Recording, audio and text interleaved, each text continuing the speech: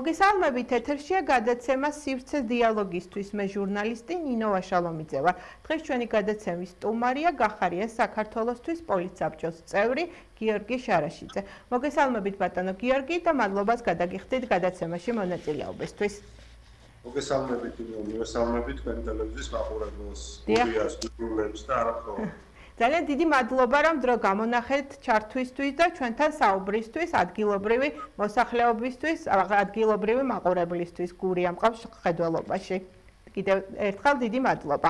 საუბარს დავიწყებთ ადგილობისთვის, ჩემთვის ყოველთვის ძალიან საინტერესო და სასიამოვნოა ნებისმიერი რეგიონის მოსახლეობასთან საუბარი განსაკუთრებით გურულებთან, ალბათ ამაში ჩემი სუბიექტური ფაქტორიც არის, რადგან მეც თავად გურის შვილი ვარ და სასიამოვნოა ძალიან. გურულებთან საუბარი განსაკუთრებულად. საუბარს მემორანდუმის თემით დავიწყებთ, რომელიც გახარია საქართველოსთვის და ლელოს წარმომადგენლებს შორის გაფორმდა. რას ითვალისწინებს ეს მემორანდუმი, უფრო კონკრეტულად რომ ვუთხრათ მოსახლეობას, ამომრჩევლს, თქვენს ამომრჩევლს, არის თუ არა ეს ვთქვათ, ერთი ნომრით გასვლა არჩევნებზე, არის თუ არა ის რომ ერთი კანდიდატი გეყოლებათ თუ მე როგორც გავიგეთ, ეს იქნება შეთანხმება იმასთან დაკავშირებით, რომ ერთმანეთს არ შეუშლით ხელს და კანდიდატი სადაც ეყოლება ლელოს არ გეყოლებათ თქვენ და პირიქით სადაც თქვენ გეყოლებათ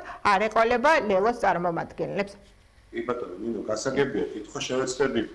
ჯერ კონტექსტი ახსნათ, სულ რამდენიმე წუთი დამჭირდება და გავახსენოთ ჩვენს მაყურებელს, რომ ჩვენ პირველივე დღიდან ვამბობდით, რომ მივდივართ არჩევნებში. მივდივართ არჩევნების გზით, რადგან ჩვენთვის, ჩვენი პოლიტიკური ძალისთვის არჩევნები ეს არის ხელისუფლების სრულების დემოკრატიული მშვიდობიანი გზა და ჩვენ ყოველთვის ვეცდებით, რომ ის ოცნება, რაც ვისაც დღეს მიტაცებული აქვს ძალაუფლებათა ყველა სახელმწიფო ინსტიტუტი, სწორედ არჩევნების გზით დავამარცხოთ. შემდეგ იყო გახსოვთ თქვენ ესეთი პერიოდი, რადგან ზოგი პარტია ასე ვთქვათ, მუშაობდა და ჩამოყალიბდებოდა საკუთარ გადაწყვეტილებაში, მაგრამ ჩვენ პირველივე დღიდან ვიყავით ჩამოყალიბებული. გახსოვთ, რომ ჩვენ დავსვით კითხვა იმ პარტიების მისამართით, ვინც მიდიოდა ბოიკოტის გზით.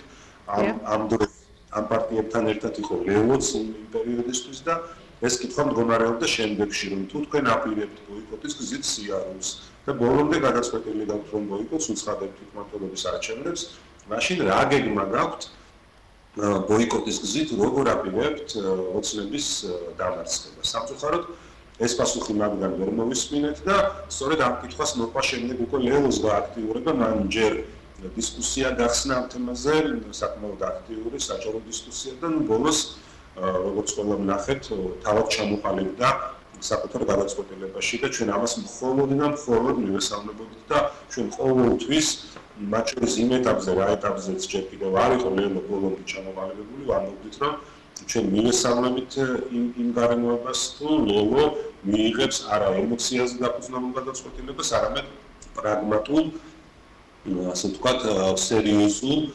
პასუხისმგებლიან პოლიტიკურ გადაწყვეტილებას. და მას შემდეგ, რაც ლელონის გადაწყვეტილება მიიღო, უკვე გადავიდეთ ახლა ამ თქვენს მიერ ნახსენები მემორანდუმის თემაზე, ჩვენ გავაფორმეთ ეს თანამშრომლობა და მოდი კარგად ავუხსნათ თქვენს მაყურებელს, გასაგები რომ იყოს, ეს რა თქმა უნდა არ არის გაერთიანება, რა თქმა უნდა, იმიტომ რომ ამას მე მოხვა კითხვები, რომ აი საპარლამენტო არჩევნების წინ თუ გაერთიანდით, ეხლა როგორ გაერთიანდებით და ასე შემდეგ.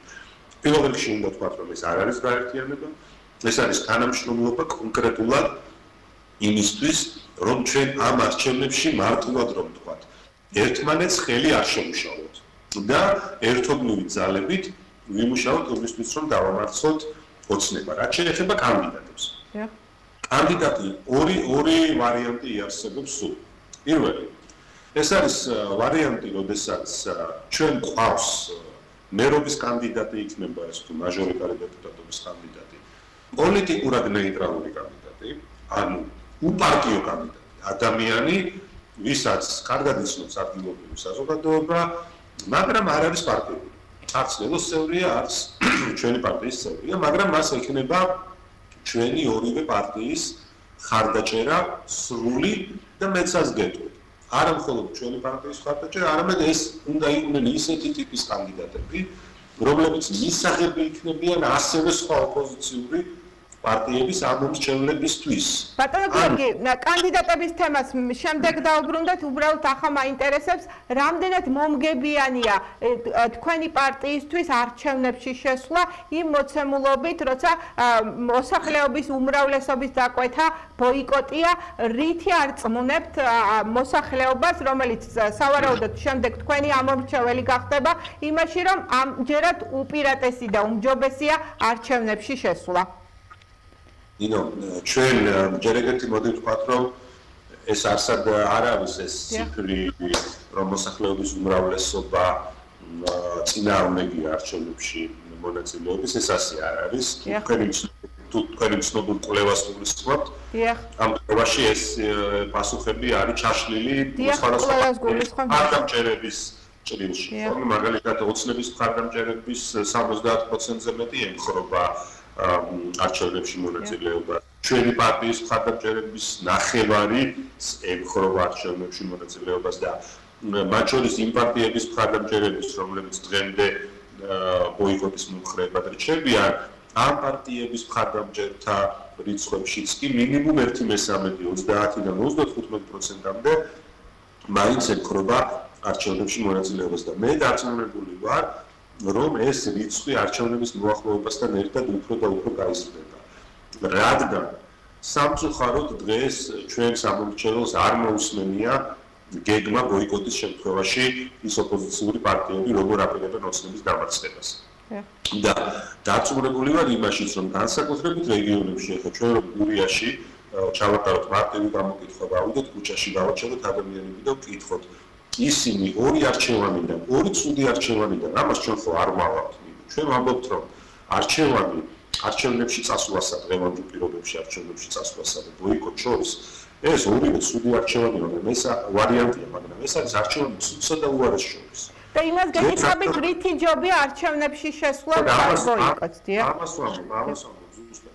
ამიტომ ბოიკოტი ეს უარესი არჩევანია, მაგრამ არჩევნებში წასვლა დღეს იმ პირობებში, როდესაც სრულიად არათანაბარი და არათანასწორი, ასე ვთქვათ, ვითარება და ყველაფერი ოცნების მხარეს არის, ფულის, რესურსების და ასე შემდეგ, ამ შემთხვევაში რა თქმა უნდა ეს საკმაოდ რთული ნაბიჯია. ჯობია იმით, რომ ჩვენ ვინარჩუნებთ ხელისუფლების ცვლილების, მიუხედავად იმისა, რომ ეს არის ადგილობრივი არჩევნები, ხელისუფლების ცვლილების მშვიდობიან გზას. თუმცა მოსახლეობის დაკვეთა იყო გაერთიანება და ეს ერთგვარი ოპოზიციის გახლეჩვაც ხომ არ არის, ბატონო გიორგი, როცა ოპოზიციური სპექტრი მხედველობაში მაქვს ის, ვინც არ იღებს არჩევნებში მონაწილეობას, მუდამ გაკრიტიკებთ ამ ნაბიჯის გამო. გესმის, მაგრამ ამის გამო ჩვენ გადაწყვეტილებას არ შევცვლით. ჩვენ ყოველთვის ვამბობთ, რომ მათი ეს კრიტიკა ჩვენს გადაწყვეტილებაზე გავლენას ვერ იქონიებდა და მე მგონი დღემდე ვწუნდებით, რომ ნამდვილად ასეა. ჩვენ მივდივართ არჩევნების გზით, რადგან დღეს რა ხდება, რა სიტუაცია არის, რომ ოცნება ყოველდღიურად კარგავს ამორჩევას. ანუ საპარლამენტო არჩევნების შემდეგ, აი ამ ბოლო 6-7 თვის განმავლობაში იმდენი საშინელება ჩაიდინა ამ ძალამ. იმდენი რამე გააფუჭა. ისე იძალა ჩვენი ქვეყნის მოქალაქეებზე, ისე უსამართლოდ დააპატიმრა მშვიდობიანი ახალგაზრდები, რომლებიც დღეს საკუთარ ქვეყანას უნდა ემსახურებოდნენ და სიცოცხლე ტკბებოდნენ, ეს ადამიანები ციხეში გამოკეტა, პოლიტიკურ ოპონენტებს ასევე უსწორდება უსამართლო გზებით. ქვეყნებს დააყენა და ფაქტობრივად უღალატა ქართული ხალხის ისტორიულ არჩევანს, რაც არის ჩვენი ქვეყნის ევროპული მომავალი და აღარ ჩამოთვლი კიდე რამდენი უბედურება გააკეთა. საიდანაც ყველაზე დიდ დანაშაულად მაინც ეს ძალადობა რჩება, ხო? რა თქმა უნდა, ოცნების ამორჩენელი ხდება, რომ მათი დაპირება თითქოს ღირსობით უნდა შესრულიყო ევროპაში. რა თქმა უნდა, ეს იყო ფუჭი დაპირება და არანაირი კავშირი დღევანდელ ოცნებას ამ ქვეყნის ნათელ მომავალთან არ აქვს. ვფიქრობთ, რომ შანსი გაქვთ ამ არჩევნებში, რაიმე, აი ლელოს დავესესხებით, წაგლიჯოთ რომელიმე ოლქი, რომელიმე ქალაქი და ნახეთ ნერო ჩვენთვის ეს არჩევნები არ არის მიუხედავად იმისა, რომ რა თქმა უნდა ყველა ქალაქის მოგება მნიშვნელოვანია, რა თქმა უნდა. ეს მაინც არის კიდევ მეორე წინააღმდეგობის და ბრძოლის არჩევნები და ეს არის არჩევნები, როდესაც ოცნება უნდა დარწმუნდეს, რომ მისი ელექტორატი არის შერყეული. იმიტომ რომ დღეს ეს გაფორმებული არ არის, მათ ეს იციან, მაგრამ ამას ეს არ გაფორმებულა, ხო, რაც უნდა კვლევა ჩატარდეს. ამ კვლევებს ვერ ექნება ისეთი, ასე ვთქვათ, მტკიცებითი ძალა, როგორც არჩევნებს, ხო? ამიტომ ჩვენი მიზანი არის, რომ პირველ რიგში ოცნების ამორჩეველზე ვიმუშაოთ, იმიტომ რომ დღეს ოცნება ჯერ კიდევ არის, ასე ვთქვათ, გაყეყეჩებული საკუთარი ელექტორატით. ანუ ის რეალური დაახლოებით 30-35%, რაც დღეს მაინც ჯერ კიდევ მხარს უჭერს ჩვენი მოსახლეობის, ხო? ესეც ძალიან დიდი ციფრია. რას ამბობს თქვათ ოპოზიცია ბატონო გიორგი, მეორეა რას ფიქრობს ხალხი, მაგრამ დასავლეთისგანაც თქვათ მოდის ის მესიჯები რომ და რეკომენდაციები რომ არ შევიდეს ოპოზიციური ძალა ამ არჩევნებში და მოითხოვოს საპარლამენტო არჩევნები, რომელსაც ჩაატარებს მიუკერძოებელი თქვათ ორგანო. ნინო, ასე პირდაპირ მოვიყვეთ. ევროპარლამენტის რეზოლუციას გულისხმობთ თქვენ და იქ წერიან კაფეო. რომ შესაძლოა ძალიან მნიშვნელოვანი დაზუსტება რომ ოცნებამ შესაძლოა ეს გამოიყენოს საკუთარი ძალაუფლების ასე ვთქვათ ლეგიტიმაციისთვის, მაგრამ ჩვენ ეს ისედაც კარგად ვიცით, ამაში დამსიახლეთი არ ყოფილა. ოცნება რომ ყველაფერს გამოიყენებს საკუთარი ძალაუფლების გამყარებისთვის, ეს ისედაც ცნობილია. თავარია ჩვენ რას ვაკეთებთ, ჩვენ როგორ უპირისპირდებით, ამიტომ სალისმი და დავასრულოთ წინა ნაწილი. ჩვენ უნდა შევძლოთ რომ ოცნებაზე გაბრაზებული ნაწყელი იმედ გაცურვებული ამორჩეველი, რომლის რაოდენობა იზრდება ყოველდღიურად, იმიტომ რომ უამრავ დანაშაულს ჩადის ოცნება. აი ეს ამორჩეველი მოვა არჩევნებზე, ამ ამორჩევნებს დახვდეს ღირსეული ალტერნატივა. და ჩვენ ვიყოთ ეს ალტერნატივა. იმისათვის რომ ოცნება დარწმუნდეს, რომ რასაც ის ჩადის და აფუჭებს, ეს პირველ რიგში აისახება მისი ამორჩევლების. თქვენ გამორიცხავთ იმ მოცემულობას, რომ ოცნებამ შეიძლება გააყალბოს არჩევნები? არაფერს სწორად მინდა ვიყო გაგებული. არაფერს არ გამოვიწყავთ. აი ისიც ვიცით რომ ეცდებიან გააყალბონ. ეცდებიან არათანასწორი პირობების შექმნა. ყველაფერს ეცდებიან. იმ როცა ლელოს ლიდერები საპატიმროშია, იმ ფონზე როცა თქვენი ლიდერი საზღვარგარეთთა. აი ამ ყველაფერზე რაზეც თქვენ საუბრობთ, ეს ყველაფერი ნიშნავს იმას, რომ ჩვენ გვაქვს არათანასწორი პირობები. ეს შევახსოვთ ხო ასეა. ანუ რას ნიშნავს? რადგან არათანასწორი პირობები გვაქვს ამ ბრძოლაში არ უნდა შევიდეთ და უბრძოლოთ. და იგი დასავლეთის მხარდაჭერა რამდენად იქნება იმ ფონზე, როცა რეკომენდაციებს მესმის, რომ ეს რეკომენდაციაა და თქვათ ის არ არის, მაგრამ რეკომენდაციას სცემენ, რომ უმჯობესია, რომ ადგილობრივი თვითმმართველობის არჩევნებში არ მიიღოს ოპოზიციამ მონაწილეობა. ვერ შევაფასებთ ამას რეკომენდაციად და ამას ჯერ კიდევ ნახავთ. ჩვენ როგორი იქნება ჩვენი დასავლელი პარტნიორების რეაქცია. გამორიცხულია ჩვენმა დასავლელმა პარტნიორებმა არ დაუჭირონ მხარი პოლიტიკაში დაბრუნებას. თქვენ კარგად იცით, რომ ყოველთვის ამას კი ოცნება სრულიად სხვაგვარად ასახებს საკუთარი პროპაგანდისტული საშუალებებით, მაგრამ პირველ რიგში ისკენაც მოგვიწოდებენ ჩვენი ევროპელი პარტნიორები, ეს არის დემოკრატიული ინსტიტუტების ბოლომდე გამოყენება, რომ რაც შეიძლება ეფექტური იყოს არჩევნები, ეფექტური იყოს დემოკრატიული ინსტიტუტების მოქმედება და მშვიდობიანი გზები დავამარცხოთ ოცნება. ეს არის მთავარი მოწოდება, მაგრამ ის რომ შესაძლოა ოცნებამ გამოიყენოს ეს ყველაფერი საკუთარი ძალაუფლების შემორჩენებისთვის. ეს კარგად ვიცით, ჩვენ ეს ახალი არ არის ამაში არაფერი. მთავარი არის კიდევ ვიმეორებ, რომ ჩვენ შევძლოთ სათანადო წინააღმდეგობის გაწევა და ოცნების ელექტორატის თვითონ იმ ხალხის, ვინც ჯერ კიდევ ოქტომბერში ოცნებას მოწვევით მისახმარებდა, ისინი მართლაც მოწვეულები აღმოჩნდნენ. ამ ხალხს საარჩევნო ბიულეტენში დავახვედროთ ღირსეული ალტერნატივა და დავანახოთ ოცნებას, დავაყენოთ პირდაპირ ფაქტის და გარემოების წინაშე, რომ იმ დანაშაულების გამო, რაც მათ ჩაიდინეს, მათი ელექტორატი ძალიან დიდი სისწრაფით მცირდება და მხოლოდ ამ შემთხვევაში შეიძლება გავხადოთ ისინი იძულებული წამოუყალოთ ხელახალ არჩევნებზე. იმიტომ რომ ჯერ კიდევ ოცნება, რა თქმა უნდა, მათ გააყალბეს საპარლამენტო არჩევნები, მაგრამ მე მინდა გადაგხსენოთ, როდესაც არჩევნების დღეს 26 ოქტომბერს დამოუკიდებელი კომპანიის მიერ ჩატარებული exit polls შედეგები გამოქვეყნდა საღამოს 8 საათზე, ყველანი უყურებდით მაშინ ტელევიზორებს, ხო? ეს იყო 44%. 44% მინო და 44% იმ ოცნებისთვის, რომელსაც იმ პერიოდისთვის 26 ოქტომბრისთვის ასევე ძალიან ბევრი დანაშაული ჰქონდა ჩადენილი, რა თქმა უნდა, იყო ძალიან დიდი ციფრი. რა თქმა უნდა, ეს იყო გაცილებით მეტი, ვიდრე იმსახურებდა იმ მომენტისთვის. რა თქმა უნდა, ამას მე მოყვა მეორე შოკი, როდესაც ეს 44% უცბად 54 გახდა და რა თქმა უნდა, სწორედ აი ამ 12%-ზე გვაქვს ჩვენ მთავარი დავა, როდესაც ვამბობთ, რომ ოცნებამ არჩევნები გააყალბა, მაგრამ 44-ც ბევრია, ძალიან ბევრია, არ იმსახურებდა არც მაშინ ოცნება ამდენ მხარდამჭერს და ეს გიორგი, არჩევნებში სადაც არ იქნება საერთაშორისო დამკვირვებლები, არ იქნება რაღაცა ამ კუთხით დაკვირვება ხელისუფლებაზე. რამდენად მოხერხდება ის, რომ სამართლიანი არჩევნები ჩატარდეს და სამართლიან გარემოში მოგიწიოთ თქვენ ბრძოლა? არ არის, მინდო. კიდევ მეორე, თუ ეს იქნება უსამართლო გარემო და დიდი ალბათობით იქნება უსამართლო გარემო, ეს არ ნიშნავს იმას, რომ ჩვენ წინააღმდეგობა არ უნდა გავწიოთ. ეს არის მთავარი. ანუ ყველა თქვენი კითხვა, რაც არის ბუნებრივი და ლოგიკური, რა თქმა უნდა. კიდევ მეორე, ფასდება ერთი ტერმინით უთანასწორო ბრძოლა და მე თვითონ გიდასტურებ და მე თვითონ გეუბნებით რომ არ მკითხოთ რომ რა თქმა უნდა ჩვენ დღეს გვაქვს უთანასწორო ბრძოლა და უთანასწორო ბრძოლის გამო ჩვენ ბრძოლის ველი არ უნდა მივატოვოთ ჩვენი ამორჩეველი გაუცვლელი ოცნებისა მოძალადე რეჟიმის პირისპირ მარტო არ უნდა დატოვოთ და უნდა ვიყოთ იქ და უნდა ავიმაღლოთ ხმა და უნდა დავიცვათ ჩვენი ქვეყნის მოქალაქეები და დავარწმუნოთ ისინი რომ არც ერთ შემთხვევაში აღარ უნდა მოწყუდნენ, ერთხელ რომ მოწყუდნენ მეორე და აღარ უნდა მოწყუდნენ და ოცნებას ხმა აღარ უნდა მისცენ. ეს არის ჩვენი მთავარი ამოცანა. და იმის გამო რომ ოცნება არათანასწორ პირობებს გვთავაზობს, ამის გამო ჩვენ ამ ბრძოლის მიტოვებას და ჩვენი მოქალაქეების მიტოვებას არ ვაპირებთ. ეს არის ჩვენი პასუხი.